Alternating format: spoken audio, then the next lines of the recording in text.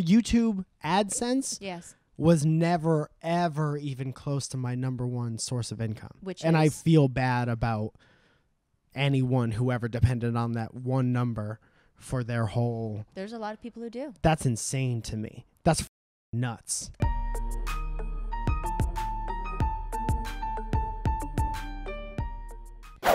All right. What is up, guys? Welcome back to Raking It In with Rachel David. I have a very special guest beside me, Mr. Mike Falzone. If you are joining on... Okay. Hi. You can say hello. Has there ever been a YouTube video that hasn't started with the words, "What's up, guys"? Okay, we're starting this again. We are starting this again. Hello, everyone, and welcome back to Raking It In with Rachel David. I am here in a different location. If you are watching on YouTube, you are seeing a very intense lens. I am sitting next to the one and only Mike Falzone. Thanks for letting me in your house. Hi, everyone. Thank you for sitting on my couch. I had no one to go on the other end. I'm over here taking up this end, and there's all this space, so I'm just glad somebody else is there. Guys, I wanted to introduce you to Mike because he is what is considered an OG in the business. When did you start on YouTube? When it started, 2006, like January 2006. And you are a comedian and have always been a comedian even before putting your content on the platform? No, the whole reason I was on YouTube to begin with is because I was a musician. I always like to make people laugh. Mm-hmm. But I was doing like singer-songwriter type stuff, and I kind of grew up with the internet, like as it started, you know, and we grew up, we're about the same age, me and the internet. And being a musician, it's like that was around the same time as like MySpace and like whatever came before that, like mp3.com. And it was just this new way to get your music to like way more people than I got playing in the corner of like coffee shops and bookstores and shit like that. So when YouTube came about, it was like the same thing as MySpace, but with video, right? So I was like, oh, now I got to be there too. So I signed up for one and started putting music stuff on there. It's funny how you say bookstore because I'm literally looking at your books in front of me. Yeah. Ooh, good transition. You're very good at this. Am I? Yeah. Well, you were on television and stuff. Yeah. Now I'm on the YouTube. Yeah. Funny how that happens. I don't know which is where now, you know? I agree. I think there was actually you know what's funny is I drove by NBC Universal and my thought genuinely was like dinosaur. And I've actually never thought that before, but I think I've been away from it for so long that when I saw it, I mean, kudos to NBC. It was just, I think the building looked really old, and we're here in Los Angeles right now. Yeah. Oh, dude, guarantee there's some traditional television people creeping on you right now and watching this video and being like, yeah, you see that couch? Television still. I'm a comedian. Yes. And I make my living from things that I write and produce, whether it be YouTube videos or podcasts or this book or doing stand-up comedy and touring, making merchandise. And that's pretty much, and I've been doing it since the beginning of time. I'm far from the best example. Like, you'll interview people who are probably really good examples, but I've never been rich, so I don't know if I'm like. But I think this is I'm second week podcast. I think this is first week. I think this is the reason why I want you in particular is because you have the social numbers to really like. I'm sure certain doors have even opened because of having your social media. I think numbers. You can make way more money having what I have than with me making more. You can make more money with my stuff. Well, maybe we will. Well, maybe we will banter off each other, and I can give you advice while we are talking. I would love it. Should I be writing stuff down? I mean, it's recorded on 2 cameras and on an audio track. I think we're fine. What are the chances we lose all of it? I'll say the cool thing is I'm kind of being self-deprecating a little bit, but the cool thing is all I've ever wanted since when I was a musician was to be able to support myself doing like making what I love, and I do that, which now. Is a accomplishment in itself. There's very few people that can say this is my full-time job, and I'm happy. And you know, even when it comes to, you know, we've spoken a little bit about brand deals. Like, you're a guy with a lot of integrity. You've talked about collaboration with people. Like, you're not somebody that will do something for a quick buck. And how that will affect sort of things moving forward and playing the game.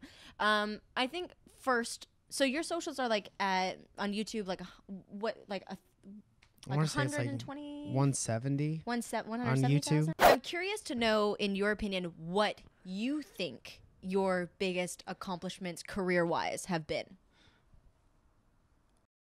I just think just the fact that I'm still here. I think were there some cool moments though? Like sometimes when I'm talking to people, and just to put into perspective for the audience, like some really awesome things that have happened in your life. Getting to be a stupid character that I made up on The Rock's YouTube channel and getting to work with The Rock. There's a video where I'm making him laugh, and that is awesome for so many different reasons. I've been a wrestling fan since I was like little tiny baby, and then to make like, you know, one of the greatest ever just laugh with comedy that I made up doing improv as this stupid wrestling character, that was insane. I've done stand-up. Fun fact, this camera right here is balancing on a Chris Jericho book. It is. So, got to meet him. That's another thing. All of it's wrestling based. No, man, I got to play. I think I was the first musician to ever play at a what was that one? Playlist Live. Okay. I've played to thousands of people, which is a big YouTube convention. Yeah. I tour. These are the things that are like less flashy, but these are the things that mean the most to me. I go on tour, and there are, you know, I go to places in the country where I've never been to before. I don't have any family there. I don't have any friends, and the theater or the bar is packed because of like YouTube stuff, and that's crazy to me. And that's all I ever wanted. Being a musician, I just wanted people to be able to perform for people. So YouTube has really provided you with a good outlet to also like tell people when you're going to be at shows. Oh, yeah. Like that. And I think that's something to note. If you are growing a channel, it's like really these are your distribution platforms. Nowadays, you don't have, you know, necessarily the news outlets, the local news to feature, and so, we're going to do an interview with them and we're going to promote their show at the comedy club. No. In nowadays, it's almost like, well, it is. You are better off creating your own channels, building your own audience, and distributing your message and what you're going to do through that. Because this is your full-time job, what's your main source of revenue? Like some people, like I think Megan was saying that it was Patreon for her. What is the main source, and then because I think for you it's diversified. Yeah, and that's really interesting. I mean, that's always been the thing, because ever since like high school, my parents never had any problem with their son wanting to be a rock star, because they were like, you know, take care of all your bills, take care of what you got to take care of, and we don't care what you do. So in order to be a musician and do what I was doing at the time, like all throughout my early 20s, sometimes by myself playing like 300 shows a year, I had a full-time job. I had, you know, side jobs. Ever since I started filming stuff, I was doing freelance stuff and making music videos for people and making videos for small businesses and wedding videos and photography. And, you know, being a busboy and working at a stupid office and working behind the scenes as a PA in television. Like, I was just doing it all at the same time. And I think that's an interesting point, and why part of the reason why I want you on here is to express the honesty of what like, cool, you've got a big audience on YouTube. Doesn't mean that you don't have to quit working as well, and like even sometimes taking a side hustle job, that's good. Like always. Yeah. And I think there is a little bit of a misconception that once you hit a certain number that it just is like easy. Yeah. Same thing with like an MSN or an MCN, whatever the they're called now. It doesn't matter. So maybe explain what an MCN is to the watchers and listeners right now. They help. It's like a company that helps YouTubers make money sometimes when they feel like it. They kind of pick and choose who they want to make money. Okay, they also take a percentage of usually your AdSense. Yes, which is how they get paid. So what they'll usually do, or what they did, was from the time that they were created, they kind of would cast a wide net and sign all these people. Like a music label, sort of. Yeah, but they would only push certain people who had potential to like do really well. And not even necessarily be the most talented, but get the most views and drive the most numbers, which attracted the most advertisers. But meanwhile, like there are a bunch of people kind of getting forgotten in this whole pool, but it doesn't really matter because you're making, it's like the Die Hard principle. It's like you're making a fraction of a couple cents off of a million different people. The company's doing fine, but all these people are feeling neglected. And like, I got signed. Why wouldn't that mean that like we all get rich, don't we now?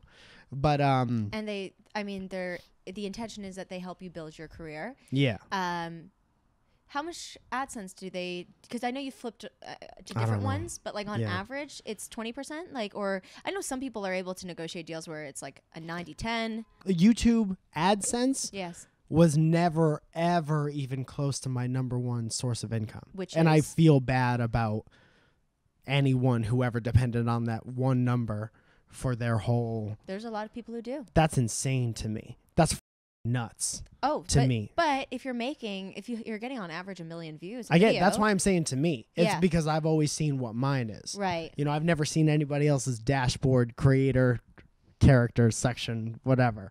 I'm sure some people do very well, but that number, there's so many things that could fuck up that number. Like that number is teetering on a house of cards at all times. I believe that too. You know, so it's like that's a scary number to depend on your food 110%. Yeah. And I think that's what's so funny when you're looking at these YouTube millionaires now. It's just like, I always know that that's such a fragile place to be in if that's your only source of revenue. I hope you got Bitcoins, baby boys and girls. Did you invest in some Bitcoin?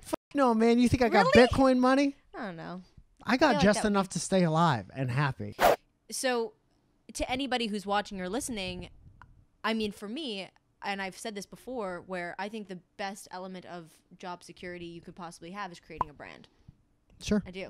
Yeah. And so when people go like, oh, I want to be this, like for you, YouTube, like it wasn't the intention to be like, I'm going to be a YouTube star. Oh, no. I talk about that in the book. I'm not that. And I've never referred to myself as like even a YouTuber because I was creating stuff before a website. You don't create stuff based on a website. Website's the canvas, and then it's what you bring to it. Like I wasn't a MySpacer. I was a musician who put shit on MySpace.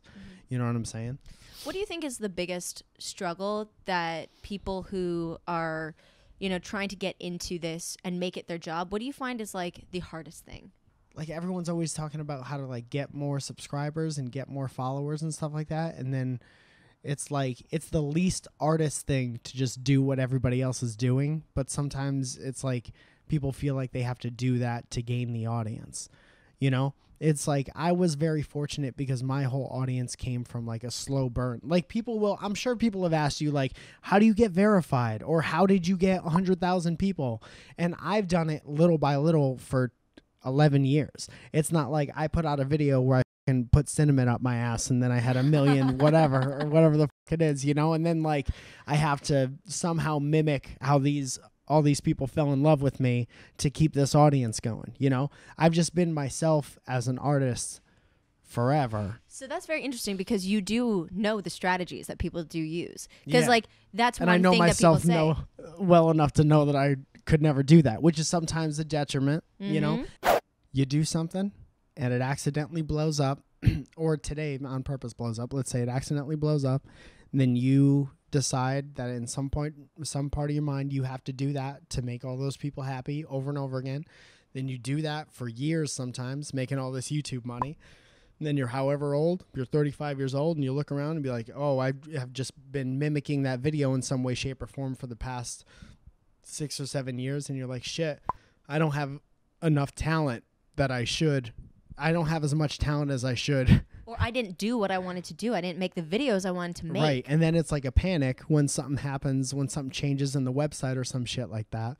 And then that's a sad place to be. So that's a great piece of advice, is focus on getting better and fine tuning your talents, regardless of when things are good or bad. Because I think that's an important thing to note, is these. Be patient, man. People want everything now and it fucks them up. If you were starting today from scratch, which platform would you put like most of your attention on?